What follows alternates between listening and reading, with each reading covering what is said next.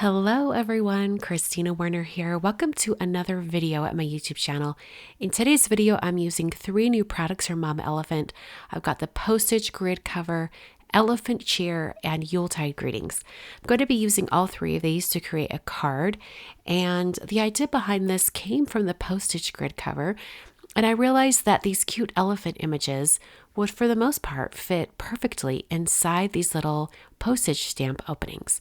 So that's where I'm going to go with this card. Now, if you could tell that my voice sounds different, I sound a little congested. Y'all, I'm real sick. I got a cold coming back from New York. It didn't hit me till I was at home. It's not COVID. It's just a terrible head cold, and those always hit me pretty bad. So I filmed this card on Monday night, and I haven't even had a chance to edit the footage until today on Thursday. I say haven't had a chance. It's more like I haven't taken the chance because I have been resting. I've been trying to get over this. That being said, I'll be back on YouTube tomorrow night live on the Craft Roulette channel. I'm going to be tempting the wheel to give me a good challenge, and I hope you'll come and join me. I'll put the link to the Craft Roulette episode down below. So I stamped a bunch of the images from the elephant stamp set in some Copic friendly ink. I used intense black ink from Simon Says Stamp, and I did stamp the images 3 times in order to get a really good impression on all of those lines. I was stamping all of the stamps together, so it was a little bit hard to get a really even impression when I stamped. So I just, I didn't press too hard in any one area. I just relied on stamping multiple times to get those really nice lines. So for all of the elephants, I used these 3 colors, 2 gray and a pink, just to color in all of the elephant images. I didn't do very much blending when it came to the blush on their cheeks, just because I was keeping it really simple and not too complicated. In fact, I used that same kind of methodology for all of the coloring on today's card. I wanted to keep it all very simple, especially because these are such small images. For the mice, I used 2 colors of a very cool tone gray, E42 and E44, and then that same pink color just to add a little pop of blush on their cheeks. They're so tiny, it hardly shows, but I did want to include it. Then I decided to just go color by color and finish all of each color on the images before moving on to the next. So the first color I chose was red. For a lot of holiday cards, I love the color red. You may have noticed in all of my holiday cards over the years that red is the color that appears most often. So I wanted to make sure that I had pops of red in almost every single image. So I decided to start with the red first, and then I went to yellow, and I did a nice bright yellow, followed by deeper, almost brown yellow, just to add that shading. And then I started bringing in all the other colors that are on the green area. So I started with this wreath with a very, very pale green and then brought in a more medium green. I probably could have even gone for one more darker tone of green, especially for the wreath since it's such a larger area of green and on the tree. But I kept it to just these 2 colors because I wanted to keep everything simple and not complicate it too much. So I did bring that dye over every once in a while just to make sure I was coloring in all of the areas. For all of the images except for the tree, I colored the entire image because I figured the likelihood of me using that entire image was good. But for the tree, I knew it wouldn't fit. So, and I wanted to use the top of the tree, so I used that dye just to get the positioning just right and make sure I had all of my coloring on the tree. Now, I did not color the backgrounds yet because I wanted to get the sizing for each postage stamp area first. So I stopped with the coloring for a brief moment and I die cut that postage stamp cover die. And then I took the actual die itself, like the frame of all the postage stamps, and I positioned one of the windows over each image. I puzzle pieced that interior piece back on, removed the outer frame, and then with a pencil, just, a little bit away from that rectangle, I just drew a line. I'm not being too precise. I'm going to cut all of that pencil away, so it won't really matter. But I wanted to get an idea of how much of a background I would need for each one of these little scenes. So after I penciled on the scenes onto each one of these, making sure I had them positioned just right, then I picked out some colors for the backgrounds. Started with this nice kind of teal shade. It's the same color that I used for the teal shades on the other images. For the red, I filled in a complete red background, and then for this one with the elephant and the mouse, it needed a ground to it, so I brought in a darker shade of red as well. And then I brought in a very light gray to go behind this one. The colors on this one were kind of all over the place. Every single color was used, so I needed to use a different color, so I used a light gray. And then I brought in this dark blue B97 for kind of like a nighttime sky look. I wanted to have stars or snowflakes on those particular backgrounds, so I wanted to make sure I used a blue.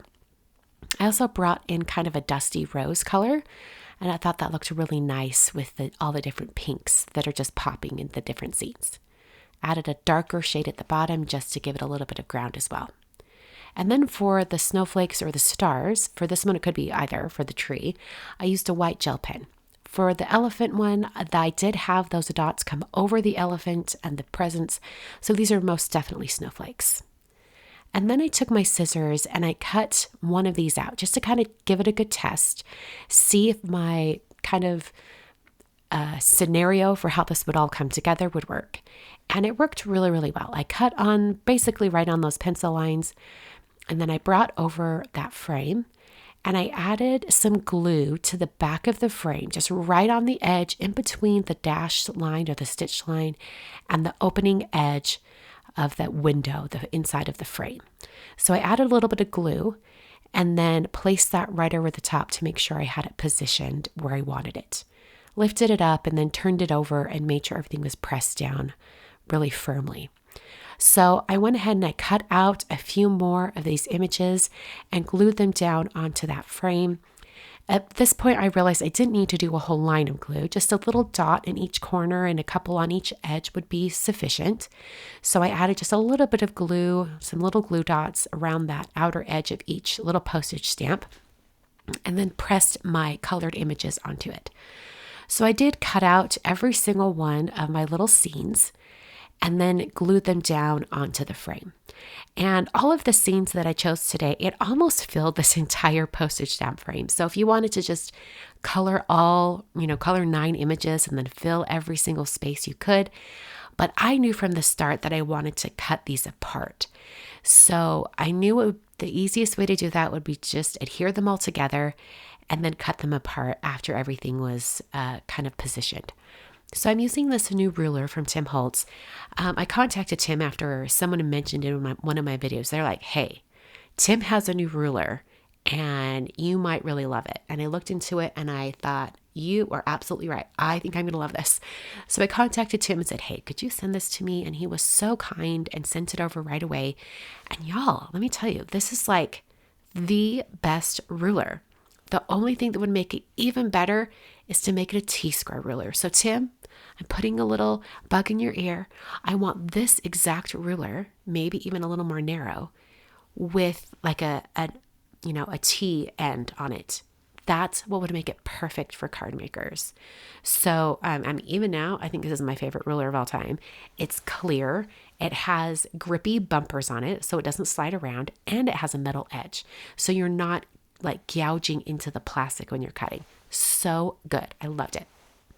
So I cut apart all those postage stamp images, and then I cut a 5x7 piece of ballet slipper cardstock from Concord and Ninth. I'm also using Concord and Ninth cranberry ink to do this fun ink blending so that it's more intense red at the bottom, and then it's going to fade up to that pink at the top. Now you could definitely do this with, 2 shades of ink with a pink and a red, but I decided to just start with pink cardstock. That would just make it easier. I didn't have to blend as much, and it worked out beautiful. So I just brought in that cranberry. I think you could bring in a dark brown, and that would even intensify the color at the bottom. But I kept it to just this one color of red. I think that worked out really well. So for the card design itself, I thought I better do a little positioning of the postage stamps and also my greeting. So I'm grabbing the Yuletide Greetings stamp from the stamp set, and I'm going to place that onto my card design and then start positioning my postage stamp element right on top. Now there is not enough space on this 5x7 card to have them kind of position like this and use all 8 images that I cut out. So I actually have 3 left over. I can save them for a card in the future. I've set them aside. I'm only going to be adhering these 5. And I need to do my stamping first. So I've temporarily taped these images down. And because I had just inked this, I knew I couldn't heat emboss without it being a complete mess. So I used my heat tool just to speed along the drying process of that ink. And then I used an anti-static powder tool to prep the area, and I tested it first. And I'm so glad I did, because I did not put on enough of that anti-static powder for the complete area of my greeting. You'll see here when I tap this off, look how well that powder did. Everything outside of where I applied the powder, the embossing powder stuck to. But where I applied the powder, no embossing powder was sticking to it. I was able to use a clean dry brush to brush off any of that powder. And then I came back in with more of my anti-static powder and just extended that area out so that I would have a larger area that was safe to work with. I then stamped my Yuletide Greeting stamp in some white pigment ink from Simon Says Stamp. I stamped this a couple of times so that I could get a really, really solid white stamping. And even then it wasn't completely solid, which is why I usually end up doing embossing powder. And I knew I would do that from the beginning. So I applied some alabaster embossing powder from Brutus Monroe, just sprinkled it onto that area where I needed it, and then tapped off the excess. Now, where I didn't have that powder, it was sticking to the bottom. I really should have thought ahead, like, hey, the powder is going to fall off the card this way. Just extend the anti-static powder all the way to the edge, but I wasn't thinking. It was easy enough to clean up with this large brush. Just kind of really carefully go around that greeting and let the corner of the brush grab all of that embossing powder. And then I used my heat tool to melt the embossing powder until it was smooth, completely melted down. So now I'm going to adhere my postage stamps. And for the ones that are underneath, I'm just using a little bit of liquid glue and then, just adhering those down. And then I put some foam tape behind the ones that are on top. So I used a little bit of Altenew foam tape. You'll see here when I lift this one up, I've got foam tape on the back. That's just going to give it just a little bit of dimension. This card is nearly a 1-layer card or flat with no real dimension, but I'm just going to have 2 postage stamps popped up. Just the elephant with the blue background and then the elephant inside the present. I thought those were such cute images, and just having 2 popped up seemed really nice. At this point, I knew I wanted to add some white gel pen details onto the card, but I wanted to adhere it to a card base first. So I applied some Altenew tape to a 5x7 card base and then pressed my card design down onto that card base. And it's perfect because you have this colorful front of the card, but then completely white on the inside for writing a greeting to the recipient. So the white details were added with a white gel pen, and I just did kind of like a couple of wonky kind of wavy lines in dashes, and then I came in and added some little sparkles and some little dots just to make it look a little bit magical. I love adding little details like this, especially for holiday cards. So I added a bunch of those kind of on either side of my dash lines, a little bit above the words as well, just to add a little bit of that in there, a little bit of detail. I think you could also add some nice sparkly sequins to this area, and that would be great too. So here's my finished card for today. Hope you'll check out all of the new Mama Elephant release.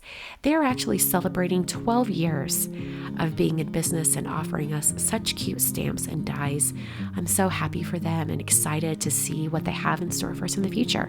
I've said in the past that Mama Elephant is one of those companies that, I have a personal collection of stamps that I love to collect. A couple of different brands, and Mama Elephant is one of those brands. I hope you'll check them out, and thanks so much for watching today. I'll see you guys next time.